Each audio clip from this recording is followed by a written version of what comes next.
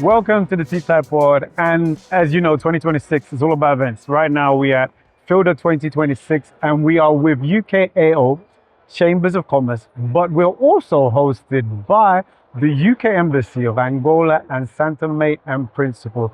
And as you know, at TTIEPOD, we do not introduce our guests, but this is not a new guest. We all know who this is. But as you know, TTIEPOD, we get them to reintroduce themselves. So let's go over to our guest. Welcome.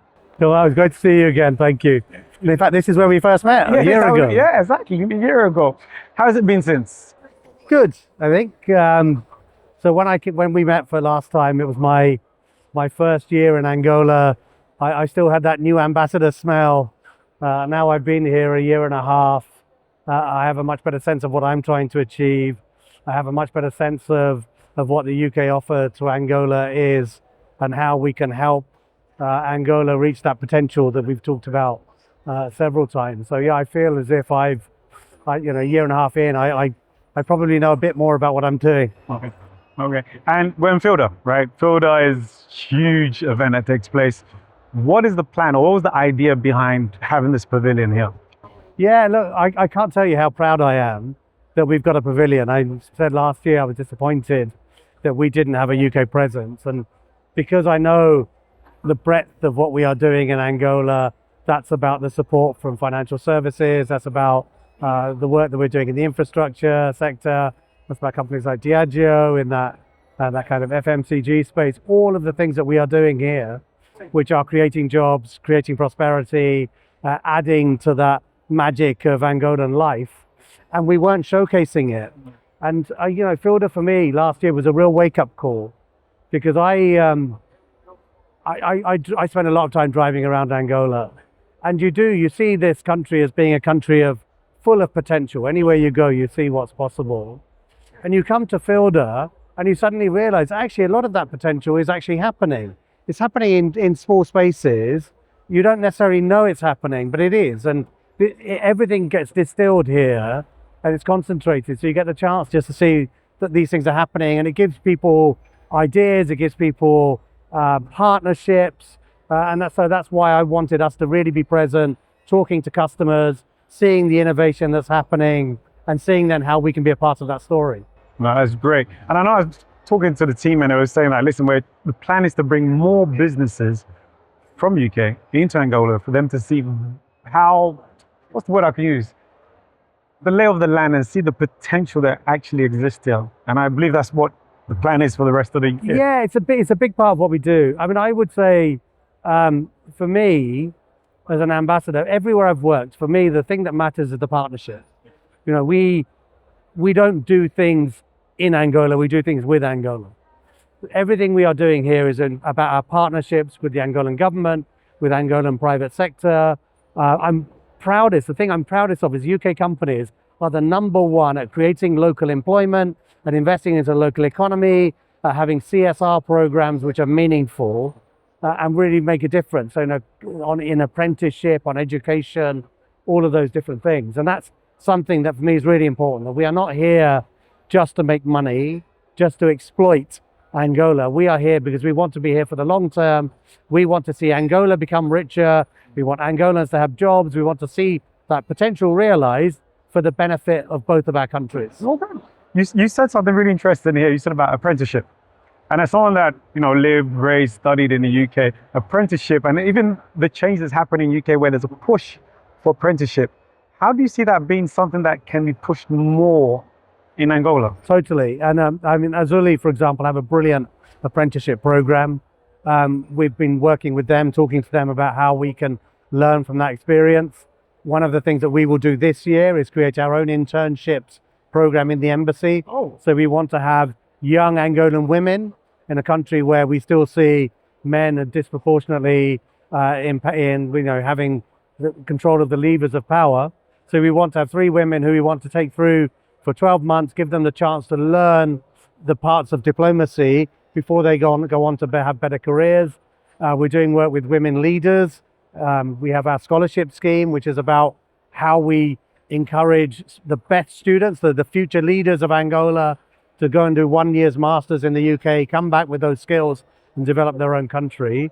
And then the biggest thing for me, which could be transformational, is we are talking to Angola about an infrastructure partnership between the UK government and the private sector through the Africa Infrastructure Board, where we will support the development of the infrastructure sector here, which is not just about, it's about working with local companies, building capacity, but also creating apprenticeships, creating jobs, having more Angolan carpenters and electricians and plumbers. So that would be my dream. If I had a magic wand, I would say that infrastructure partnership starts to really drive the infrastructure sector economy here and create those skills that you need here to develop all the things that need to happen. Yeah, and UK is known for that. For Yeah. us, that there is like when you look at infrastructure, plumbing, engineering, the whole thing, that apprenticeship spirit is there. Totally, and exactly, and that is sharing that expertise and that experience with Angola, and getting other private companies to step into that space and say, okay, we need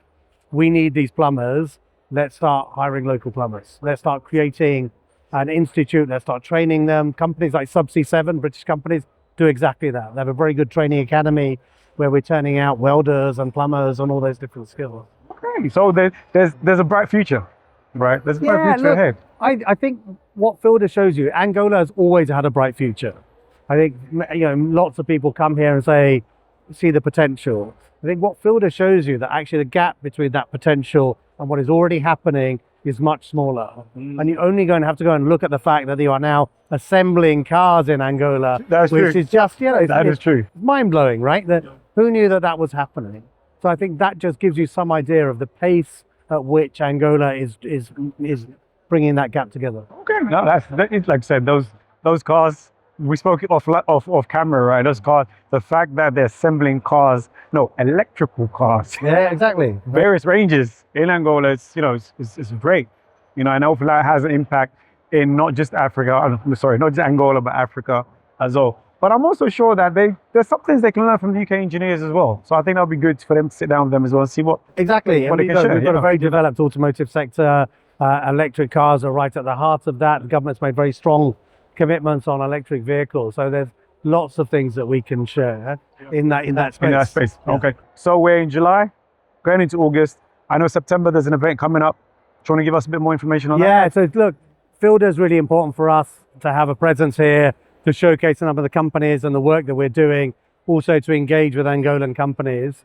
And that leads into in September. So on the 8th and 9th of September, we're having our first ever investment conference in London about Angola, where we will be showing off exactly that, the potential, and trying to build some real partnerships in infrastructure, but also things like tourism, education, healthcare, trying to connect Angolan policymakers and businesses with their opposite numbers in the UK, just to see where we can work, as I say, in partnership, support the development that's happening here, how we can be a part of that story.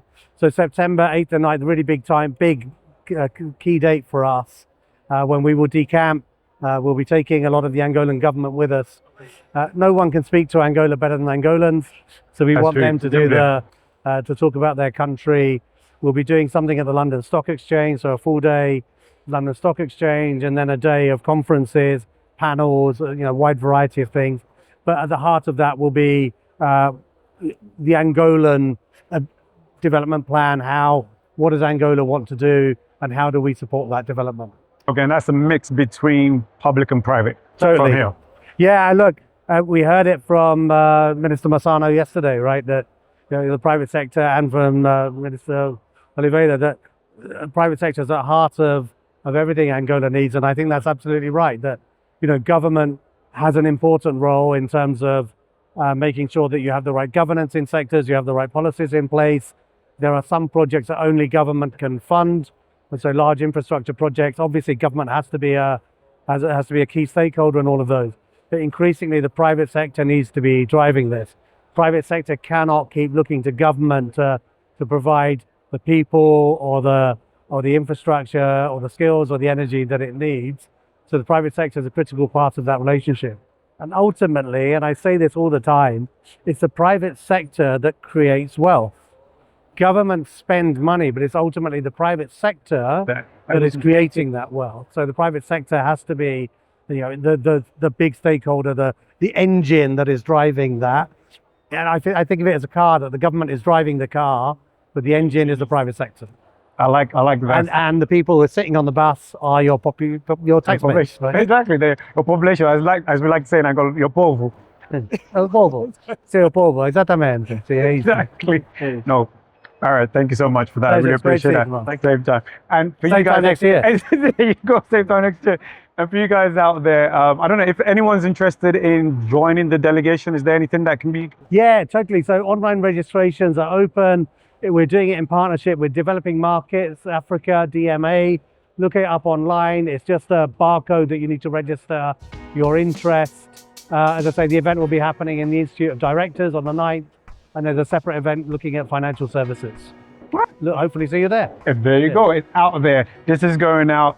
Keep in touch. Keep on checking out this space. Check out the embassy. See what they're doing and what the plan is for the future. Yes, we only have 5 months left, but we have 5 months to continue to make an impact. I've been your host, Katie, and I'm here with Ambassador Barrett. Thank you very much, sir.